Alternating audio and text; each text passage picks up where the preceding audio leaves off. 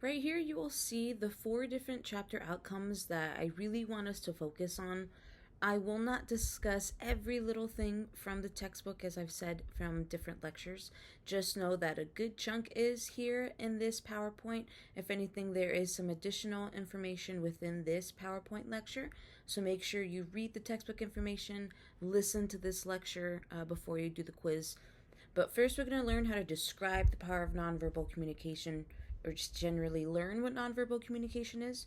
Next, we're going to go over the functions of nonverbal communication and learn about symbols and nonverbal codes. And lastly, we're going to learn how culture, technology, and different situations can really affect our nonverbal behavior within different situations.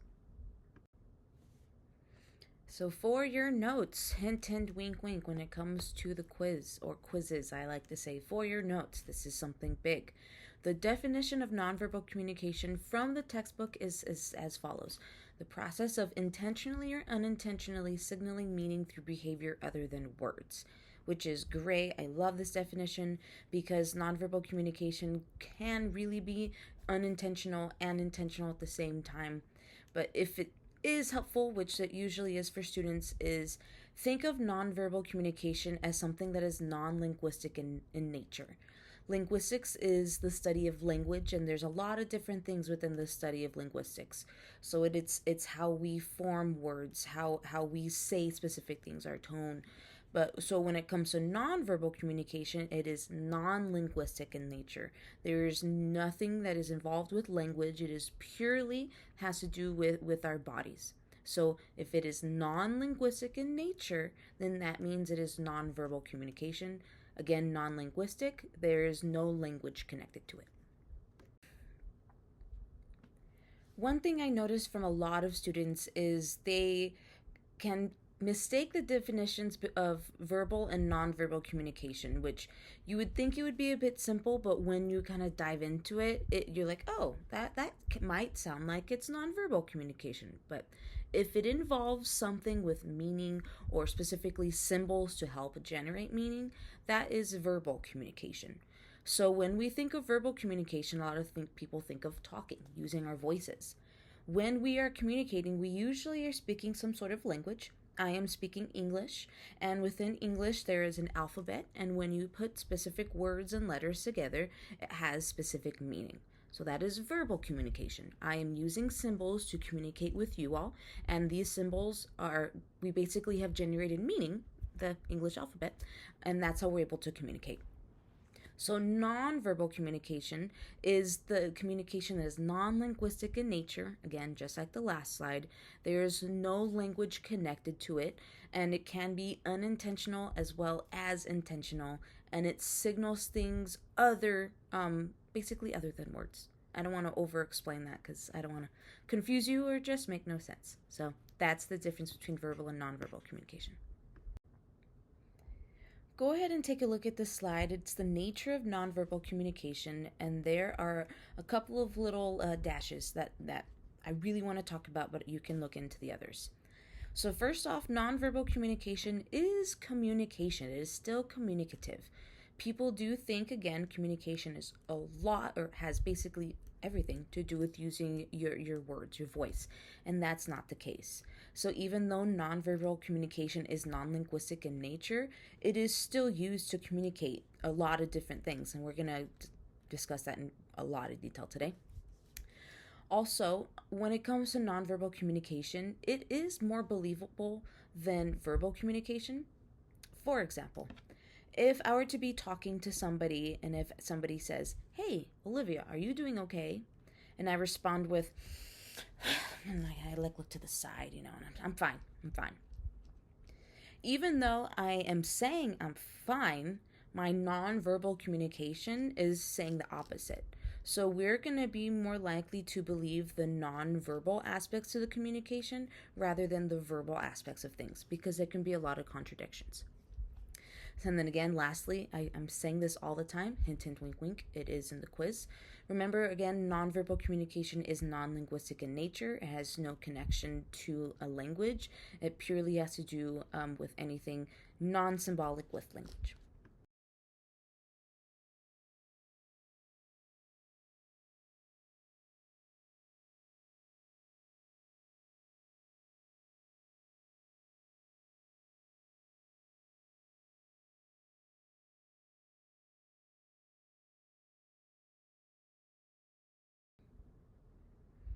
All right, so let's go ahead and take a look at this table here so we can better understand what nonverbal communication is, how vast nonverbal communication is, and how you can identify the difference between verbal, vocal, nonverbal, and we'll go into it, okay? So first off, when we think of communication, a lot of people think speaking, using our voice. That is considered vocal verbal communication because we are using our vocalics and we are using symbols to generate meaning. There is also vocal nonverbal communication, so that's linguistic or paralanguage, I apologize. So think of vocalics. Non-vocal verbal communication is writing, sign language, the use of emblems. So even though if I'm using sign language, if I'm signing my name, I am not using my vocalics. I'm not using I'm not using my words, but I am using signs. I'm still using symbols to generate meaning, but it is non-vocal in nature. Next, there is the big one that we're focusing on today is non-vocal, non-verbal communication, and this is going to be the big bulk of today's lecture. So go ahead and take out your notes, take really good notes, really listen to the next probably 10, 11 slides because they're going to have a lot of quiz information. The first channel of nonverbal communication that we cover here is going to be physical appearance, which is the way that one looks. The way that I like to think about it, especially the way that I'm going to focus on it within this slide, is that attractiveness has an advantage. And I'm not only saying how you look, how pretty you are, like pretty privilege, of course, but I'm saying how you dress and how you physically look when you go to an interview can drastically affect the outcome of the interview. So, for example, there is a video here that if you would like to watch on your own time, I went ahead and there's a PowerPoint on Canvas with this video and just the PowerPoint by itself. So feel free to watch that video. But it explains what to wear and what not to wear. And I think that's pretty simple and self-explanatory for this channel. So physical appearance. And next we're going to move on to facial communication. And the next 4 slides are going to be specific towards that channel of nonverbal communication.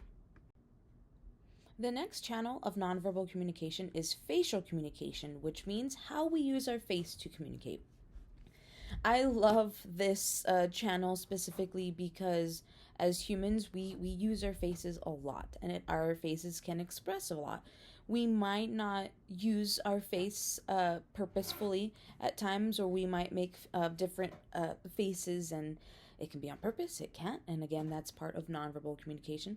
So the next 3 slides are going to be covering facial communication, and I definitely know there are some quiz questions on this particular channel. So micro-expressions are facial expressions that a person gives that happens within a fraction of a second.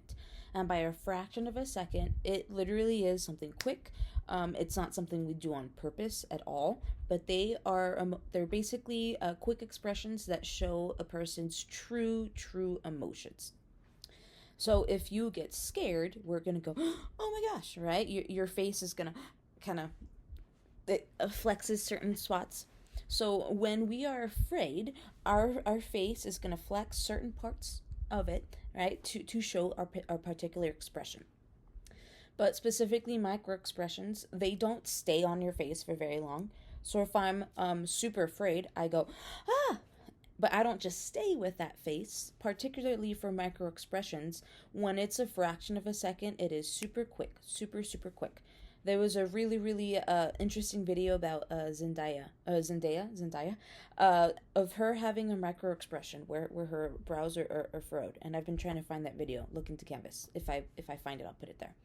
And it shows a true feeling. And when it comes to micro expressions, these are true feelings because when we have micro expressions, a certain part of our brain is triggered that is in charge of non-voluntary emotions or actions. So when we have micro expressions, they are not voluntary. They happen purely because we have a quick emotion. And so micro expressions, super interesting. And not this video, but the next video, we're going to cover a little bit more about that. Next, for facial communication, we're going to cover the 7 universal facial expressions that was found by Dr. Paul Ekman. He's incredible. He's amazing. Again, I put this PowerPoint on Canvas, so if you want to see these videos, which I highly recommend, feel free to watch them there. But for the sake of this lecture, I'm going to just go ahead and lecture through the content. So within these 7 universal facial expressions, what Paul Ekman did when he finished his graduate studies, he decided to travel to New Guinea to learn how vast is nonverbal communication. Do people communicate nonverbally the same even though we're not culturally from the same area? So when he went to a very remote tribe, an indigenous community, where they didn't have cell phones, or of course back then they didn't have cell phones, but they didn't have technology. Okay, so what Paul Ekman did, he said, when you're happy, what's the face you make? When you're sad, what's the face you make? And he took photographs. And this research was incredible because even though these individuals have not seen society, they have stayed within their culturally significant group, they still all had the same exact universal facial expressions, which is super, super incredible. Another really amazing thing is research was done for the Paralympics, and when sprinters who were blind from birth, they have never been able to see. When the winners, like first, second, third, when they pass the finish line, they still inevitably raise up their hand and they go woohoo in celebration, which is incredible because they have never physically seen anybody do that sort of celebration. But the fact that they did it in a way that was very natural, very innate, is really, really connected to how, as humans, we have universal emotions, but here specifically, a universal facial expressions. So even though you do not speak a specific language, if you travel to a different part of the world, know that these 7 universal facial expressions really are universal regardless where you go. Okay, this is the last slide of facial communication, and this is oculesics, which is how we use our eyes to communicate. Again, go watch this video. This is the Duchenne smile, which equates to a genuine smile. I love to say, if you ever want to spot a genuine smile, or somebody who doesn't have Botox, because this isn't relevant for them because of how Botox affects the muscles. But when somebody gives a genuine smile, we flex our muscles here on the side of our eyes, which causes our eyes to have little tiny wrinkles, which some people call crow's feet, which I know some people absolutely hate crow's feet sometimes. So again, people get Botox to get rid of that. But if you want to learn how to spot if somebody who doesn't have Botox is giving you a genuine smile, go ahead and look at their eyes because that is the dead giveaway for a genuine smile. Also, right here at the cheek, right above the eye, the eyebrows right here, these muscles are contracted just a bit more when we engage in genuine smiles. So, again, if you're trying to catch that fake person, catch that fake smile, look at their eyes, see if their eyes get little crow's feet, little lines at the edges of their eyes, and that is the big dead giveaway. The next channel of nonverbal communication is kinesics, which is the body and how we use our body movement to communicate. For those of you that are going to take kinesiology classes, that's the study of the body. You're taking classes to learn the body, how the body moves. So when you see kinesics, that means that it has something to do with the body. So in a communication class, nonverbal communication, it's pretty natural to think that we're going to learn to communicate with our bodies somehow. Specifically, the definition that I really want you to know for this nonverbal channel is a gesture, which is a movement of the body that communicates some aspect, feeling, or intention.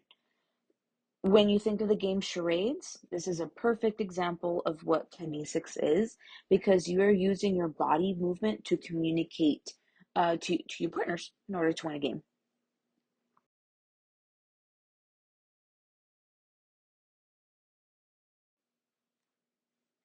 The next channel of nonverbal communication is proxemics.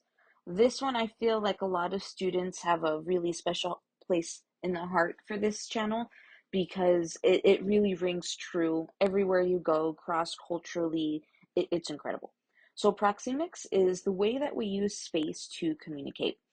Long, long ago, in 1959, which is really when this research started, it's incredible. They were trying to do research with like armed forces, the military. They travel all over the world. How can they communicate in ways that are cross culturally appropriate? So, Paul decided to learn the different spaces and zones in which people stand at or give space to the next person. So, first, think of the intimate space. This is 0 to 18 inches. So, just think 0 is touching you, 18 inches is a little bit more than a ruler. That intimate space is typically reserved for your loved ones, your friends, people who'd be okay physically touching you. I have a 3-year-old and a 8-month old. That intimate space it's always, there's always somebody in my intimate space. That's just how it is. So if you need to think of an example of, well, who's that close in your intimate space, think kids, your partners, your loved ones, somebody you'd be comfortable hugging. Next is casual personal space. I like to think about this in like classrooms, like desks in a classroom. Sometimes some desks can be really, really close together, but you're not touching anybody. While some classrooms or some desks can be about 4 feet apart, depending on how large that classroom is. So it's in the name casual personal. It is still casual space. You can still be casual with people, but it's also personal enough that you can still be close. So casual but close, still personal. Next is social consultative space, 4 feet to 12 feet. I like to think of like office spaces. Think like offices, physical offices in like where you go to work. One person's office is typically 4 to 12 feet apart from the next person, because somebody's office might be what, 6 to 7 feet, like mine, depending on how big it is. If you're awesome and you have a massive office, different story. But again, if it's social consultative, I think consultative sounds very professional. Think professional settings, offices, things that you might need a little bit more privacy. And public space is over 12 feet. Just think at a park, something way far over there. And again, these are cross-cultural, which I think is incredible. I think that's really cool. So go Hall. He really rocked this event. The next channel of nonverbal communication is haptics, touch, and how it is used in communication. I love The Emperor's New Groove, and I always think of no touching when it comes to haptics because its touch or the lack of can really communicate a lot of different things. If you want, go ahead and pause and look at the different taxonomies of touch and hint, hint, wink, wink, you want to, in terms of the quiz. That way you can understand the different categories of touch and like what belongs in each. All right, next we're covering olfactics, which is how smell is incorporated into communication. If you need help remembering olfactics, that's such a random word. It's not. Think of the olfactory nerve, right? It's like right back here, right behind our eyes, kind of. It's in charge of our sense of smell. So if you think of olfactics and nonverbal communication, it is smell and how we use it to communicate. Think perfumes, how sometimes if men and women wear perfumes and colognes to smell a certain way, in my class, I like to think of too much smell can definitely be a bad thing. For example, if you're going to a job interview and if you're just covered in cologne or perfume, it can be a bad thing because sometimes it could just be really overwhelming. So just know olfactics is smell. If you need help remembering, think of the olfactics nerve. Next is chronemics. Chronemics is time and how it is used and understood in communication. That last part is very important. Think chronos. Again, if you learn the root of words, it could really help you. Chronos equals time. There are two different distinctions here within chronemics that are very important to know. First is monochronic, or when people see time in a monochronic fashion. That is when they do things one thing at a time. Time is a bit more tangible, but your time is very valuable. So just think being on a time and being on a schedule is very important. So if you are running late, or if you're running late to showing like with a friend, and if that friend takes it really really personal, that is their time, they might see time as in a monochronic fashion. On the flip end, it is polychronic, so, which means when you see time and you do things, like you do a lot of different things at the same time. Family and relationships are valued heavily, and being on time really isn't as important compared to those who see things in a monochronic fashion. I'm about to make fun of myself here. I am that family member that is kind of chronically late. If you have a party starting at, I don't know, 6, me, my tios, my tias, and my primos are going to show up maybe 45 minutes late. That's just who we are. So being on time isn't something that we value, but family and relationships is definitely something that I value. If I'm in the middle of a lecture and if there's a family emergency, or if I am out and about in my life and if there's a family emergency or if my family needs me, you can bet your booty that I'm gonna stop what I can to help my family. So I see things in a very polychronic um like way of seeing time, but also think about that from a very cultural perspective as well, because I am Mexican American. I come from the like culturally, my family came from Mexico, so there are different things within our culture that, like, at least in our family, being on time isn't always the most important thing. When you think of monochronic, I have some friends in Switzerland that they just boggled my mind with this. That they went to a concert and the concert started 5 minutes late, and it made the front page of their local newspaper, which boggled me because I have never been to a concert in the United States that actually starts on time. And if it started 5 minutes late, I would think that's kind of a win because usually concerts are much later than that. So hopefully these examples helped you, right? And that is chronemics and time and how it is used and understood in communication.